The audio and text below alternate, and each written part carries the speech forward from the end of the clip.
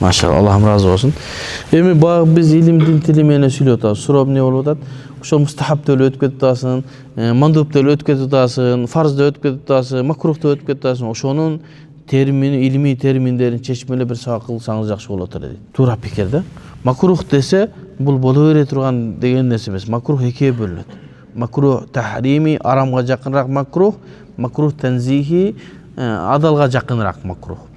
Муну сол кол менен жегенди мустахабтын мукабилинде. Жанагы мустахаб деген нерсе айттык да, бул адатка байланыштуу нерсе, ибадат болбогон нерселер пайгамбарыбыз дайым кылгандар мустахаб болот дедик. Ибадатка байланыштуу болсо сүннөт болот дедик, а? Бир амал адатка байланыштуу болсо, кийим кийген, тамак жеген, отурган, сүйлөгөн боюнча боло турган болсо, пайгамбар ошону дайым ошондой кылган болсо, бул мустахабтыкка барат дедик. Демек сүннөттөн төмөнүрөөк деген сөз. Эгер ибадатта боло турган болсо, пайгамбарыбыз дайым кылган болсо, мисалы үчүн пешин астында 4 рекат сүннөт, 2 рекат, андан кийин 2 рекат сүннөт, жуманын астында 4 рекат сүннөт, андан кийин 4 рекат сүннөт, шамдан кийин 2 рекат сүннөт, булар ибадат пайгамбарыбыз дайыма кылгандыгы үчүн бул эмне? Сүннөткө чыкты. Андан да калтырбай калган сүннөт муаккадага чейин чыгат, а? Ал эми мустахаб деген нерсе адатка байланыштуу нерсе, бир аз төмөнүрөөк экен демек. Эми дайым мустахабтын мукабылындагы макрух танзихи болот. Башкача айтканда, оң кол менен жеш мустахаб болдубу? Сол кол менен жеш макрух болдубу? Ошо макрух кандай десе, жеңил макрух. Башкача айтканда макрух танзихи. О арам биякта турсун, макрухтун да эң жеңили болуп калды. Аны биздин шариятыбызда хилафил аула деп да түшүндүрүлөт. Ал деген нерсе сол кол менен же оң кол менен жеген жакшыраак деген нерсе. Башкача айтканда, кылганыңа караганда кылбаганың жакшыраак эле деген сөз. Мүмкүн бир сабактарыбызда ошонун өкүмдөрүндө айтып койсок, фарз деген эмне, фарз аткарбай койсок эмне болот, фарз кандай өкүмдөр менен бекемделинет, фарзды жокко чыгса динден чыгат, важиптин өкүмү кандай, важип бул фарздан төмөнүрөөк, сүннөттөн жогорураак, аны жокко чыгарган адам кафир болбойт, фасык болот. Бирок шариятыбызда талап кылынат, амалда фарздай эле амал кылабыз, витр важип мисалы. Ошону түшүндүрүп бериш керек экен. Демек, сол кол менен жеш, оң кол менен жеш мустахаб болуп атса, анын каршысындагы макрух дайыма макрух танзихи болот, жеңил макрух болот. Демек, сол кол менен жеш жеңилирээк макрух болду. Аны шариятыбызда дагы бир өкүмүн айтат, хилафил аула. Башкача оң кол менен жегениң жакшыраак деген сөз. Шайтанга окшоп калба деп атат. Пайгамбарыбызга окшо деп атат. Бол, бүттү. Сөзсүз түрдө пайгамбарыбызга окшош үчүн бир амалды кылыш үчүн аны парыз дебешибиз керек да. Ошол мустахаб деп койгондугубуз, макрух деп койгондугубуз өзү ошол жетиштүү болот. Себеби ар бир нерсенин өзүнүн өкүмүн бербесек, жанагындай болуп кыйналып калабыз да. Алла разы болсун. Бул боюнча 2025-жылы 1-январь күнү эсимден чыгып атат, атайын мыйзам кабыл алынган жогорку кеңеште дин боюнча жана дин маселелери боюнча атайын мыйзам кабыл алынып, ошол мыйзамга ошол мезгилдеги мамлекеттик дин комиссиясынын тарабынан мыйзам сунушталынып, ошол жогорку кеңеште өтүп кеткен. Ошол жерде ал адамдардын коопсуздугу жана башка деген өзүнүн шарттарын коюп, себеби бирөөнүн үйүн такылдатып бара турган болсо, адамдар баягы жакшы ойлойт экен да, баягы даватчылар келди деп эшигин ачып ийсе, жанагы атайын кол салганы келгендер дагы ошентип эшигин ачтырып кирип кетет экен деген жүйөнү айткан. Мисалы үчүн, глазоктон мынтип караса, даватчы турат. Жакшылыкка чакырып келиптир деп ачсаң, чөнтөгүнөн пистолети чыгат. Кирип сени тонуп кетиши мүмкүн. Мынтип карасаң, бир хулиган чачап салам турса, эшигиңди ачпайсың деген сөз да. Ошондон улам бир муктаждык болуп атат. Адамдар динди үйрөнөм десе, сиздерде бол мечитке келсин, үйрөнсүн, эшикти тыкылдатып баруу, бул тыюу салыныш керек деп ушул мыйзам кабыл алынып, тыюу салынып калды. Ошол эле мезгилде башка дин өкүлдөрү дагы бар да. Биз динди таркатып атсак, башкалар да таркатып атат да, бар его таркатып атат, башка таркатып атат. Адамдар капыр болуп кетип атат. Барып бир белгисиз үйгө барып тыкылдатып, кичине тыйым берип, его анан кийин башка деп чакырса, кирип кетсе капыр болуп. Ошолордун баардыгын тыюу максатында биздин мечиттерибиз ачык, университеттерибиз ачык. Мына ушул жерге келип адамдар динди үйрөнсүн, эшик тыкылдатуу коопсуздук үчүн жабылсын деди. Бирок менин азыркы мезгилдеги пикирим ушул ачылышы керек. Ушул ачылышы керек. Мен иншалла ушул жогорку жактан баягы бир мезгилде айтты, уруксат бергиле деп сурангандай эле азыр деле суранам да. Биздин башчыларыбыз Себеbi ушул эшикти кыдырлатуу, башкача айтканда гашка уруксат берилиши керек. Гашты бирок эшикти тыкылдатпайт. Көчөдө кылынасың, бирок эшикти тыкылдатып барылбайт. Bunun кандай жаман жагы бар, кандай жакшы жагы бар. Эми үйүңдү тыкылдатып барып, бирөө тоноп кетет десе, башка жол менен деле тоноп кетиши мүмкүн. Бул анын себеби эмес. Себеби буну тыйып койгондон бери бизге адамдардын мечитке келүүсү азайып баштады. Бая капилетте калган адамдар аларга барып ушу келимени айтып, мечитке чакыруу болбой калды. Эгер биз ушинтип бара бере турган болсок, адамдар мечитке келбей, динден алыс болуп, көртирлик менен жүрө бере турган болсо, барып кылмыштуулук көбөйөт бизде. Адамдар даватка келип оңолуп атат. Даватка келип бузулган дээрлик жок. Караң алкаш даватка келип оңолгон. Ууру кески даватка келип оңолгон. Чорныйларын, караларын да даватка келип оңолгон. Баш кесер да даватка келип оңолуп атат.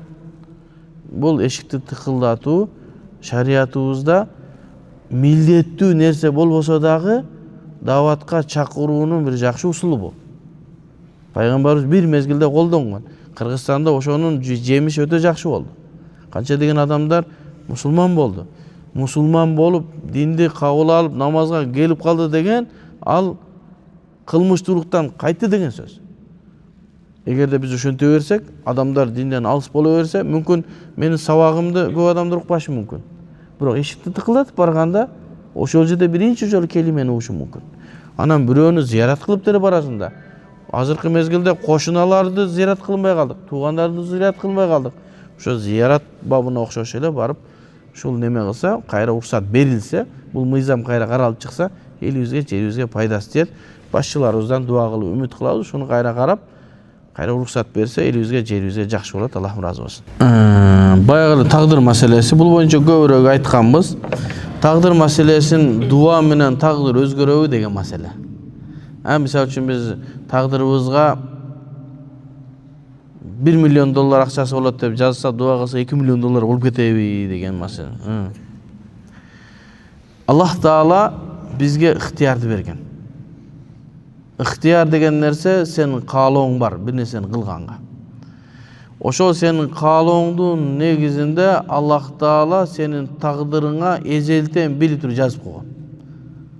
Ошо Аллахтын ишине аралашпай эле бизге ыктыярды дүйнөдө кыла беришибиз керек.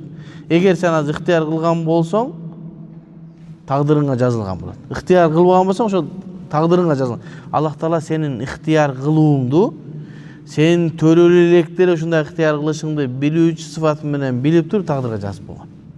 Али сен ыктыяр кыла элексиң, эми кыласың. Аллах Таала эзелки жана келечекте боло турган нерсени биле турган зат.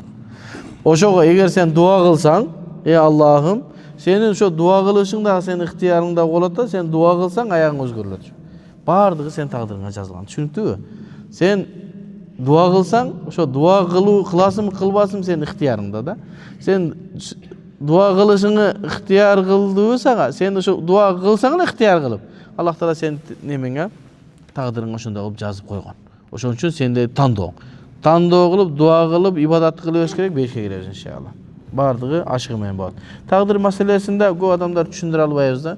Себеби тагдыр маселесин түшүнүш үчүн акыйданы көбүрөөк окуган болуш керек. Мындай 2 сөз, 3 сөз менен ушундай гана кылып айтабыз. Мындан артык жеткизип бере албайбыз. Себеби тагдыр маселеси оорураак маселе. Аллах Тааланын сыпаттарын билишибиз керек. Аллах Тааланын билүүчү сыпаттары, боло элек нерсени билүүчү сыпаттары, биз жашоого ыктыярый болуп келгенбиз, тандообуз, жанагы сыноо, ушунун бардыгы бир чөйчөктө да. Мындайча айтканда, сен ыктыяр кыласың, Аллах Таала ошону ыктыярыңды келечекте ушундай ыктыяр кылат деп тагдырыңа жазып койгон. Өтө сонун илимий. Себеби Рамазан мияр дейт да. Андан Рамазандын ичине башка нерсени ниет кыла албайсың дейт да. Ал эми каза орозо ошого окшоп калып атат дейсизби? Жок, каза орозо сизге милдеттүү да. Милдеттүү болгондо экөөнүн бирөөсүн ниет кылыш керек болот. Экөөнү нафил менен парызды бирге ниет кыла турган болсоңуз, күчтүүсү күчтүүлүк кылып кетет деп атат, ушул болду. Андан дагы жанагы мисалды келтирдик да. 1000 сом карыз алып туруп, анан ушуну садака этсең болбогондой эле. Ар бир нерсени өзүнүн эрежеси менен кылса жакшы болот иншалла. Акылбек дамла сабак кылып атабы? 3-күндө. Кайда кылды? Ушул жакта кылды? Ошо деп атам, 3-күнү Акылбек Дамла деген Египеттен келген чоң алым досубуз бар. Ошол акыйда боюнча бээде 3-күнү бээден сабак баштаптыр. Биз 3-күнү сабак коебуз атасак, уже неме каршы болуп кеткен, 4-күнгө коюшубуз керек болуп калдырбыз. Биз наркы немеге дагы бир сабак коюп атабыз да 4-күнгө. Таргиб ва тархиб Ибн Хажар Ласкарани дедики, жакшылыкка чакырып, жамандыктан кайтаруунун кызыктыруу жана коркутуу боюнча хадистерди окуйбуз. Бүгүн 4-күнгө коебуз. Эгерде ал жерден уруксат берилбей, мечит бузула турган болсо, Кассиге кетебиз. Же немеге? Жок, Көк Жарга же немеге? Махмуд Кашкарийге. Барасыңар иншалла? Алла разы болсун. Жок, андай эмес. Бизди адам кылып эле жараткандан, рухубузду жаратардан мурда мен силердин Роббиңерминби, мага ибадат кыласыңарбы дегенде, бала деп жооп бергенбиз. Ооба, сен менин Роббиңсиң деп. Андан кийин жаралгандан кийин унутуп калып эле атеист болуп кетебиз. Ошо чач боюнча дагы азыр убактыбыз канча калды? Кичине убакыт калды. Ошол мен видеолоруңузду көргөзүп элеңиздер билем да, менчи кандай немелерчи мындай чагылгандар бар, бирөөсү мына жерин агарткан, үстүн төртүштүк кылган, бирөө мындай кылган. Билем да мен жаш малды бардын кылганманчы. Ошого чачты жанагындай адамдар караганда чоочун мындай жаман көрүнө турган кылган кыскарткан болсо макрух болот, арамдыкка барбайт. Ал эми пайгамбар саллаллаху алейхи вассалам каза дегенден тыйганга ошо макрухка барат ошо. Бир жерин алып, бир жерин таштаган. Бирок анда айтканбыз, аны пайгамбар саллаллаху алейхи вассалам ажылык бабын ошо айткан, биздин алымдарыбыз бардык ажылык бабында алып келет анычы. Ажылыкта барганда бир умра кылып, нерин кыскартып, да экинчи умра кылам деп нерлерин чала була кылып жүрөт. Ошондой кылбастан эмне кылсын деген, алсаң тегиз алыш керек, койсоң тегиз койгула деген хадис ошондон айтылып калган. Аны биздин алымдарыбыз жалаң ажылык бабында гана баяндайт. Ал эми бир аз эки жагын тегиздеп адамдарга жагымдуу болуу ал тыюга кирбейт. Адамдар көргөндө жиркене турган, таң калыштуу болуп, таң кала турган болсо ошо макрухка туура келет. Аллахым разы болсун. Дамла келип калды. Ва саллаллаху таала хайры халк Мухаммад ва аля али ва сахби ажмаин. Амин. Аллах таалам ушу берген илимдерибиз пайдалуу илимдерден кылгын. Аллахым каталардан өзүң асырагын, элибизге, жерибизге тынччылык, аманчылык бергин.